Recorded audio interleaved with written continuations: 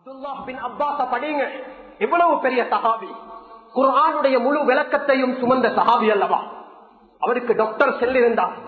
ஒரு வைத்தியர் சொன்னார், இப்னு அப்பாஸ பார்த்து, நீங்க பூமியில சுஜூத் செய்யாதீங்க, நோயின் காரணமாக நான் உங்களுக்கு வைத்தியம் செய்கிறேன், உங்களுடைய கண் பார்வையை பாதுகாக்க வைத்தியம் செய்கிறேன்.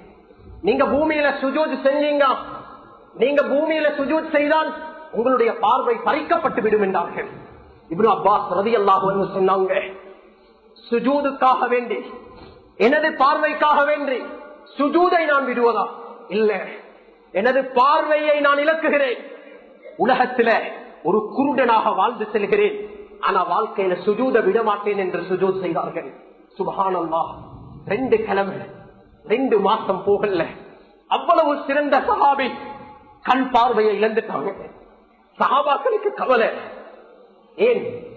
குர்ஆனுடைய விளக்கம் இப்னு அப்பாஸ் இடத்தில் இருக்குது. எங்க போய் அந்த விளக்கத்தை எடுக்கிறது? நபியவங்க வஃபாத், எங்க போய் எடுக்கிறது? அழுதாங்க. பல சஹாபாக்கள் விமர்சனம் செஞ்சாங்க. இப்னு அப்பாஸ் ரலியல்லாஹு அன்ஹு ஒரே ஒரு ஹதீஸ் சொன்னாங்க, மன் தரக லில்லாஹி ஷைஅன், மன் தரக லில்லாஹி ஷைஅன் அவ்வலஹு அல்லாஹு கைரம் மின். சொன்னாங்க, யாரு அல்லாஹ்வுக்காக ஒரு விஷயத்தை இழப்பார்களோ, ஒரு கஷ்டத்தை சுமப்பார்களோ, ஒரு தியாகத்தை செய்வார்களோ, அல்லாஹ் அதுக்கு பன்மடங்கு லாபத்தை கொடுக்காமல் மரணிமாக்க மாட்டான், வஃபாத்தாக்க மாட்டான் என்றார்கள். மேலானவர்களே, அன்பானவர்களே, தொழுகையுடைய விடயத்தில் மிகவும் கவனம் செலுத்துங்க.